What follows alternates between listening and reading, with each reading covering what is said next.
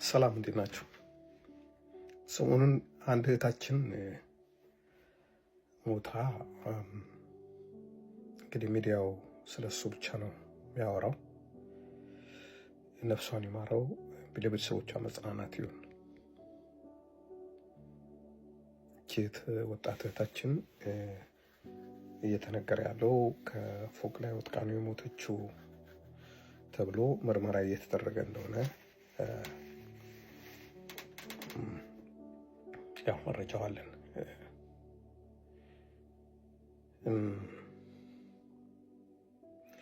ታሳዝናለች።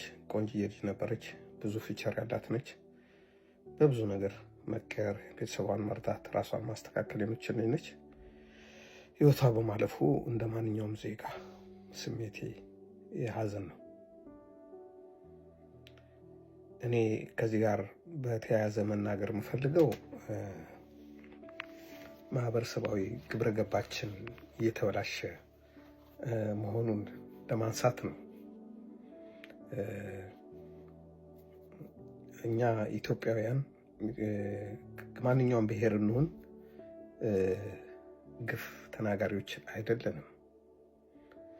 ማለት በአንደበት በሚነገር ግፍ ራስና ቤተሰብን መዓት ወይም ቅጣት ያመጣል ብለን ስለምናምን ብዙ ጊዜ እንደው ሰብአዊነቱ እንኳን ባይኖረን ግፍ ከመናገር እንቆጠባለን። እኔ አሁን ብዙ ግፈኛ ሰዎች አያለሁኝ። ብዙ ዓመት ወንጀል መርማሪ ነኝ። እኔ ወንጀል መረምራለሁ።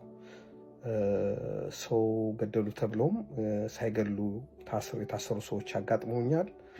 ገለውም ደግሞ አልገደልኩም ብሎ ሸምጥጠው ብዙ ዓመት እንትን ብሎ ነፃ ለመውጣት የሞከሩ ሰዎች አጋጥመውኛል። ስለዚህ በወንጀል ምርመራ ሂደት ውስጥ ሁሉ ነገር ሀፕን ያደርጋል። አንዳንድ ሰው ወንጀልን ፈጽሞ ፈጻሚው ሳይታወቅ ሊቀር ይችላል።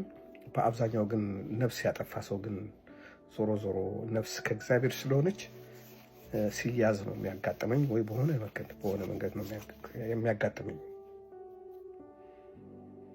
ግን እንደምናስበው ቀላል አይደለም እና የሆኑ ሰዎች እገሌ ነው የገደለው፣ እገሌ ነው መጠየቅ ያለበት፣ እንደዚህ አይነት ኢንፎርሜሽን አግኝቻለሁ እያሉ የሚናገሩት ነገር አሳሰበኝ። በዛ ሰውዬ ቦታ ራስን ማስቀመጥ ጥሩ ነው። ሁሌ አንድ ነገር ስናረግ ንጹህ መሆን ከፈለግንና ሚዛናዊ መሆን ከፈለግን በሞተውም ሰውዬ ቦታ ላይ ራሳችን ማስቀመጥ አለብን፣ ወይም ደግሞ ቤተሰባችን ማስቀመጥ አለብን። ገደለ በተባለውም ሰው ላይ ራሳችን ማስቀመጥ አለብን። የፈለገ አይነት ባህሪ ኑረው ሰውየው እብድ ይሁን ሲፈልግ፣ ከዛ በፊትም ሰው ገሎ ሊሆን ይችላል ሰው። ዛሬ የምናየው ግን ያን ሰው አሁን ባለው ሁኔታ ነው። አንዳንድ ሰው በተፈጥሮ ግንፍልተኛ ይሆናል። አንዳንድ ሰው ጸብ የሚወድ ሰው ይሆናል። አንዳንድ ሰው ነገሮችን በትዕግስት ማለፍ የማይችል ይሆናል። ስለዚህ ያን ስላረገ ነፍሰ ገዳይ ነው ማለት ግን አይደለም።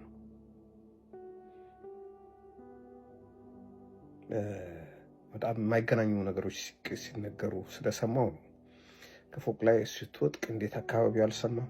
ምንድን ነው የወደቀው? እንዴ ፈንጂ እኮ አይደለም የሚፈነዳው የሚል ነገር። ሰው ሲወጥቅ ምን ያህል ነው ድምፁ? በዚህ ጉዳይ ልምድ አለ፣ እውቀት አለ ወንድሜ። ሁለት ሰው ራሱን ሊያጠፋ ከፈለገ እኮ በምንም ጠብቀህ ልታድነው አትችልም። ህይወቱ የራሱ ነው። ከፈለገ ያኖረዋል፣ ከፈለገ ያጠፋዋል። ለዛ መንስኤ የሚሆኑ ነገሮች፣ ምክንያቶች፣ የሩቅ የቅርብ ምክንያቶች የሉም ማለት አይደለም። መጥፎ ሰዎች አንድ ሰው ራሱን ለሚያጠፋ ሰውዬ፣ ለደካማው ሰውዬ ምክንያት ሊሆኑ ይችላሉ። ብልህ ሰዎች ግን ራሳቸውን አያጠፉም። ለማን ብሎ ነው ራሳቸውን የሚያጠፉት? ለሰው ብሎ? ይሄ ጥያቄ ውስጥ የሚገባ ነው። ግን የሆነ ሰው ራሱን ካጠፋ ወይም ደግሞ በሰው መገደሉ እስካልተረጋገጠ ድረስ ራሱን ካጠፋ ሰው ሌላ ሰው ወንጀለኛ ሊሆን አይችልም። በእርግጥ እስኪጣራ ድረስ ሰውየው ነፍስ ነው የጠፋው፣ መመርመር አለበት። እስር ቤት ይሄዳል፣ ቀጠሮ ይጠየቅበታል፣ ይመረመራል። ይሄ ነገር ተደጋገማል። ለኛ ጋር አንዴ የጅማ የሆነ ከተማ ከንቲባ እንደዚህ አይነት ነገር ተባለ። ከዛ ያ ልጅ አንድ የምንወደው ዘፋኝ ደግሞ ከአሊሚራ ጋር የዘፈነው ረጅሙ ልጅ፣ ብዙ ጊዜ የዘፈን ግጥሞቹን አነባለሁ፣ ደስ የሚል ልጅ፣ እሱም እንደዚህ አይነት ነገር አጋጠሙ። አሁን ይሄኛው ልጅ አጋጠመው። እኔ እንደውም ሰው ሲሞት ደስ አይልም፣ ግን እንኳንም ከሌላ ብሔር አልሆነች ነው ያልኩት። ወይ እሱ ወይ እሷ ከሌላ ብሔር አልሆነች ነው ያልኩት። ይሄ የእኛ ሀገር የደካማ ፖለቲካ እርሾ መጠንሰሻ ይሆን ነበር። በዚህ ምክንያት የተወሰነ ሰው ተገሎ ሊያድር ይችል ነበር። ምክንያቱም ታውቃላችሁ፣ ከስሜታዊነት ከእንስሳነት ትንሽ ቀረብ ብለን ነው እየኖርን ያለ ነው። አስተያየት የሚሰጡትም ሰዎች ድርጊት የሚያደርጉ ሰዎች ሩዛ ናቸው። እኔ ቢሊሌ የሚለውን ዘፈን እኔም ሰምቻለሁ፣ አድናቂ ነኝ። ያን ነገር ያው ብዙ ቀን ባልሰማውም የሆነ ጊዜ ያው ሰምቼው ደስ ብሎኛል። ከዛ ስለ ቢሊሌ ስለምትባለው ሴትም ከዛ በኋላ ነው ጎጉል አድርጌ ያነበብኩት ያየሁት። የሆነ ሰው ታይለንትድ ከሆነ ከምን የሚነሳ ትልቅ ቦታ ላይ ከደረሰ አፕሪሼት አድርገዋለሁ። ግን የሆነ ሰው ታይለንትድ ስለሆነ ከሚስቱ ጋር አይጨቃጨቅም ማለት አይደለም፣ ከገል ፍሬንዱ ጋር አይጨቃጨቅም ማለት አይደለም። ወጣትነትም ከሚያመጣቸው ችግሮች ሌላ ባልና ሚስቶች ወይም ፍቅረኛሞች ይጨቃጨቃሉ። በዛን ጊዜ የሆነ ሰው ራሱን ካጠፋ ያ ሰው ወንጀለኛ ነው ማለት አይደለም።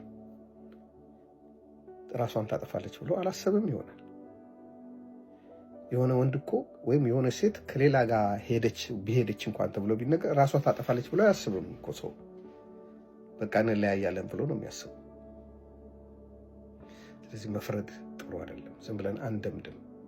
ረቂቅ ነገር ነው ወንጀል ምርመራ፣ ረቂቅ ነገር ነው። ሰው ገለዱል ተብሎ ከ50 ዓመት በኋላ ሳይገሉ ወጥቶ ሲያዩ እያያችሁ በሰለጠነ ሀገር እየኖራችሁ የሆነ ሰው ድሮ የተጣላት ገርልፍሬንዱ ያወራችው ወሬ ዛሬ ሰውየውን ነፍሰ ገዳይ ሊያደርገው ይችላል። የሆኑ ሴቶች ምናምን ኦኬ፣ ሰውየው ባህሪው ጥሩ ላይሆን ይችላል እኮ የራሱ ጉዳይ ነው።